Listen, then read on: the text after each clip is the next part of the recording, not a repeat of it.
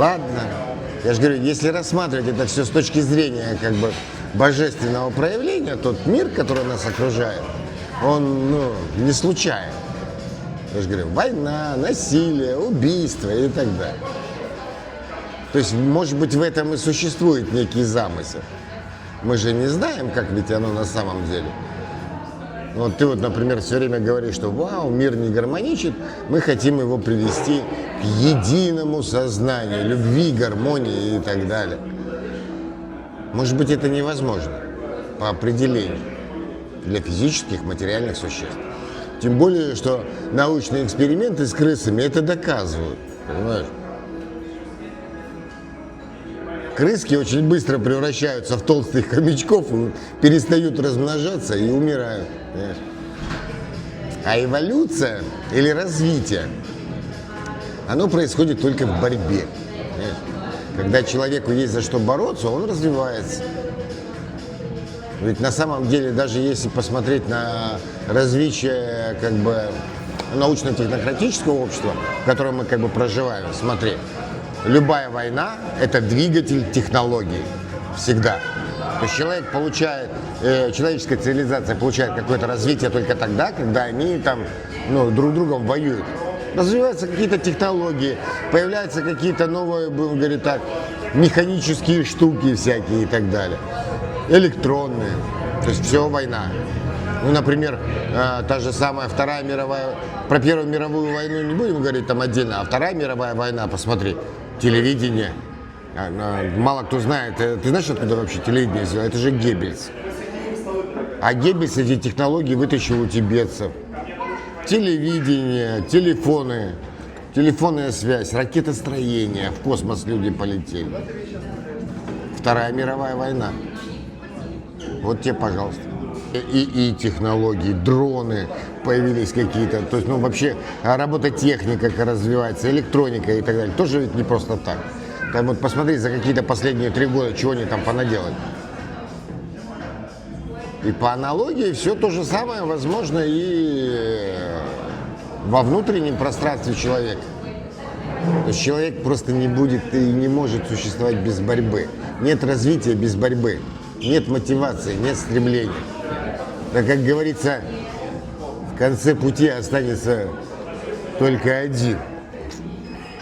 Кто станет Богом следующей вселенной. Только об этом не говорят.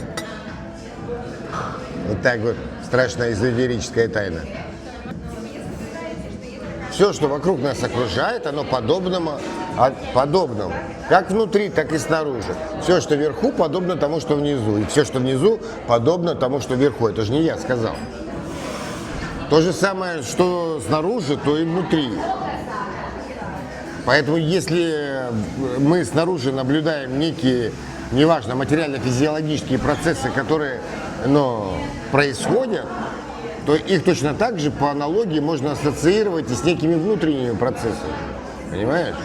Поэтому я и говорю, что если, допустим, мы смотрим, что война – это двигатель научно-технического прогресса, значит, по аналогии это можно перенести на внутренний мир человека и понять, что внутренняя борьба ведет человеку к чему? К развитию сознания, осознанности и так далее. А если нету борьбы, то тогда человек деградирует. Происходит деградация. Сначала человек, а потом общество и всего остального. Поэтому мир, в котором мы существуем, разделен на 2 половины. С одной стороны демоны, с другой стороны нормальные. И борьба между ними порождает некие процессы, в котором развивается человек. Не все. Ты, например, радеешь за то, что все человечество стало бы просветленным и в небеса. А такого никогда не будет. Потому что к просветлению приходят только единицы. И это факт, перед лицом которого мы стоим на протяжении уже многих тысячелетий. И просветленных можно по пальцам перечислить. Не все человечество.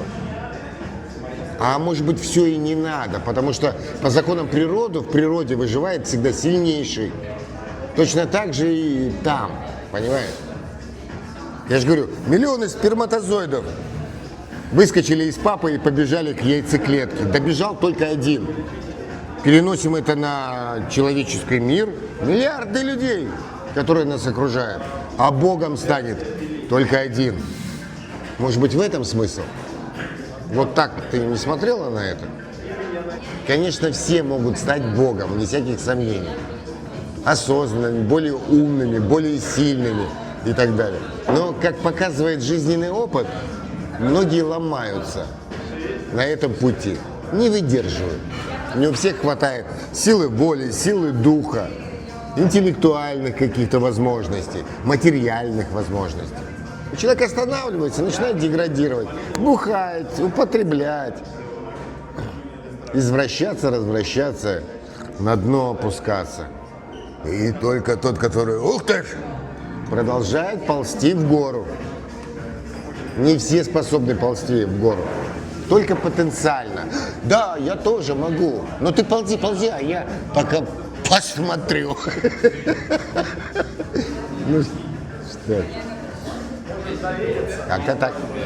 То есть, любовь, сказочный мир, все люди добрые, святые, чудеса и так далее. Они фантазии. Ну, то есть, это желание, это мечты, так хочется. А реальные факты говорят о том, что вот то, о чем говорю я.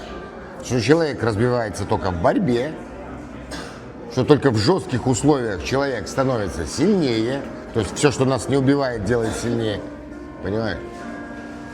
И будем говорить так, человек становится осознанным, умным, сильным и так далее только через преодоление трудностей и боли. И это тот мир, в котором мы находимся. И если мы сделаем мир другим, человечество перестанет развиваться. Все, конец цивилизации. До свидания. И не есть вот веды. Не вот эти вот сказочки типа Корана, там, Библии, вот этой Торы и так далее. А действительно веды.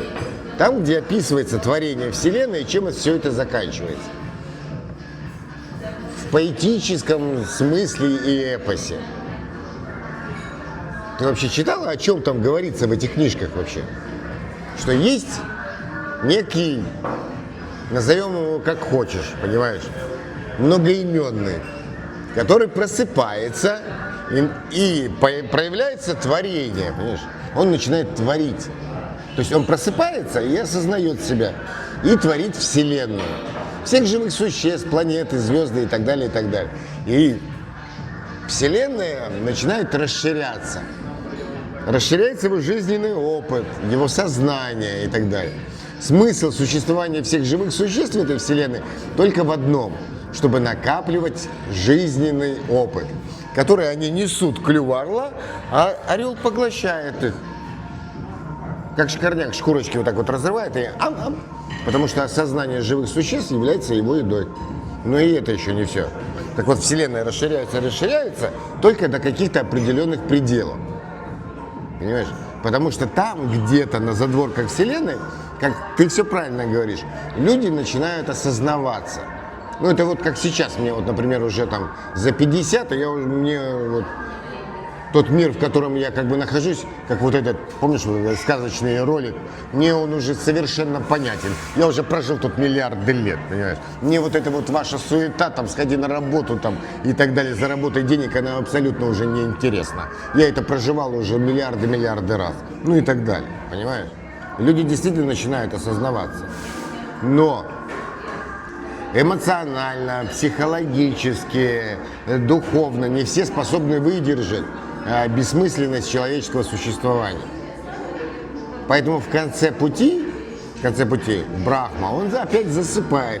И Вселенная сначала разворачивалась, а потом сворачивается. Более того, ученые тоже это подтверждают, что Вселенная взорвалась и развивается из точки, а потом она стремится к энтропии, сворачивается. Так вот, смысл в том, чтобы в конце пути останется только один. Это действительно правда.